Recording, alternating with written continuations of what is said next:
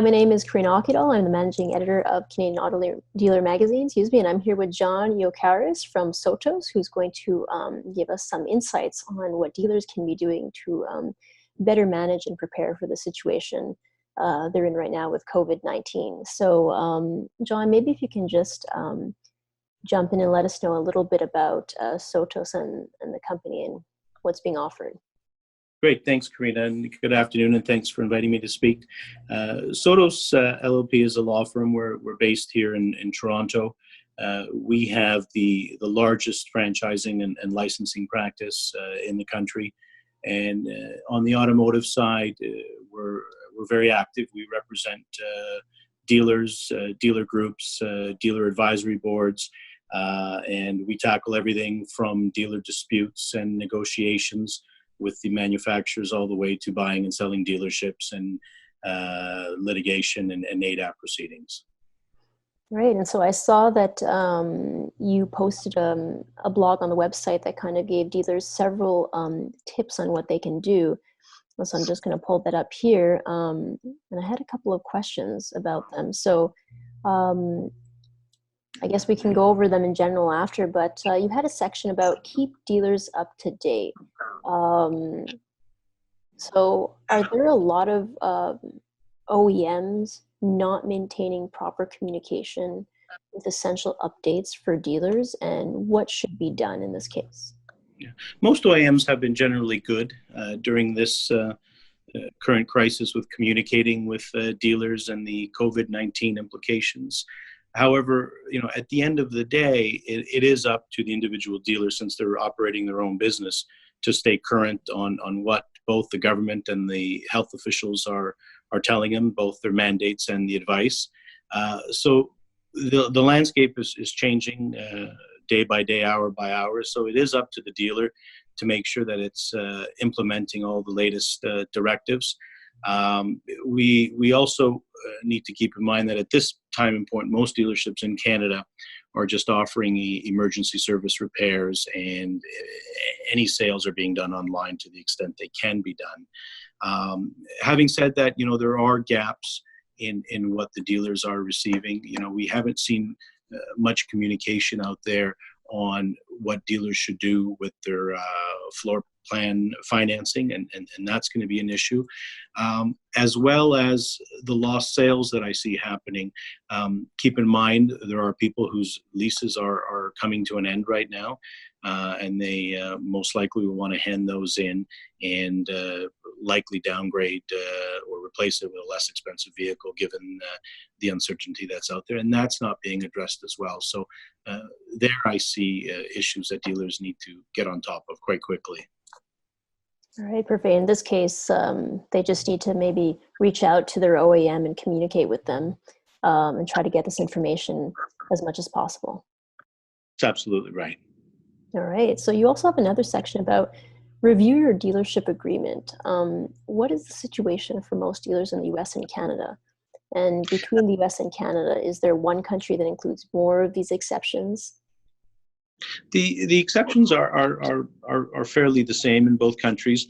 In terms of Canada, the dealer does have an obligation to remain open, and so in most cases now, dealers have said, look, the business has been cut down dramatically. I need to reduce my offerings, shut down the sales, and the best way to go about to doing that without being in breach of your dealer agreement is to basically pick up the phone and speak with the manufacturer and say, look, I plan on offering only emergency services, repair services, and doing online sales. Get the manufacturer's consent, because you don't want to be stuck in a position where you end up closing your dealership and then all of a sudden the OEM issues a notice of default to you because you haven't lived up to your obligation to continually operate your business. Thankfully, in Canada, dealerships and the auto industry is considered a franchise, and so there are special protections out there that will help dealers. Both parties, the dealer and the OEM, have to act in good faith, and that includes acting in a commercial, reasonable manner. All right, so another important thing for dealers to consider. Now, there's also a section called Assess Whether Current Contracts Contain Force Majeure Provisions. Maybe you can tell us a little bit about that and offer some advice or insights to dealers. Yeah, absolutely. So a force majeure provision would allow one party to suspend the fulfillment of its duties. So put things on hold because certain things have happened. But in this situation, a dealer may not be able to take advantage of that. In the first hand, not every dealer agreement contains a force majeure provision. And for those dealer agreements that do contain a force majeure provision, one has to look at the scope of the wording. Does it allow dealers to actually temporarily close their dealership? And the answer may very well be that it doesn't allow them because the government has actually permitted dealerships to remain open, at least as of today. They're permitted to remain open, and that may not allow a dealer to take advantage of the force majeure provision. And dealers have said to me, but then again, I'm going to operate at a huge loss. Isn't that part of force majeure? And unfortunately, it's not. That would not relieve a dealer from being responsible for operating its dealership. Financial difficulties are not typically something that we would consider in a force majeure case. Are there any loopholes to this? Anything else they can do?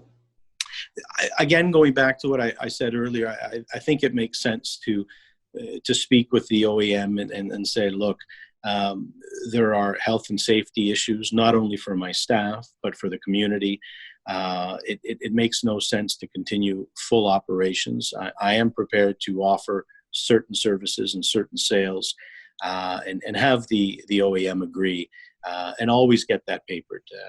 The last thing you want is to reach a deal with someone from head office and then all of a sudden a week later receive a phone call or a visit from a district manager to find out that you are technically in breach of your dealer agreement.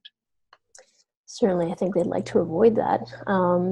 So on this blog, there was a list of other things that you mentioned that were quite important for dealers to consider. Now, some of the things that you mentioned they're already doing. Is there anything else you feel is key to dealers considering right now that many dealers you may have seen are not implementing, or is there anything you would add to that blog, which was written, I guess, maybe a week or two ago at this point? Yeah, I think by keeping current on what the directives of the day are, that's first and foremost.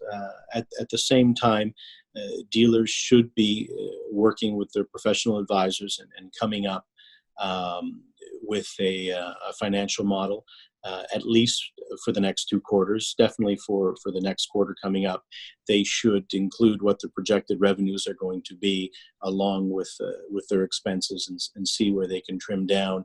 And that'll help them develop a contingency plan, because we don't know right now whether we're going to be back in business at the end of April, or as I've heard today, it may be a lockdown for the next 3 months, April, May, and June. So having a contingency plan in place will help dealers better able to weather the storm. And it's also a time to innovate and come up with new programs and ideas that they can set in place now, because we will be going back to normal. It's difficult to see that now, but when that happens, those who have planned and have prepared for it are going to be further ahead than those that happened. And I think it's also important for dealers to realize that, if they're being if the OEM is running interference on them and giving them a hard time, the OEM does have a duty of good faith and fair dealing. So, no court is going to permit an OEM in this environment to come down very hard on a dealer, given what's going on out there. So I guess there's a positive to that. Thank you very much for taking the time to do the interview. And I wish you and your family good health, and I hope you all stay safe.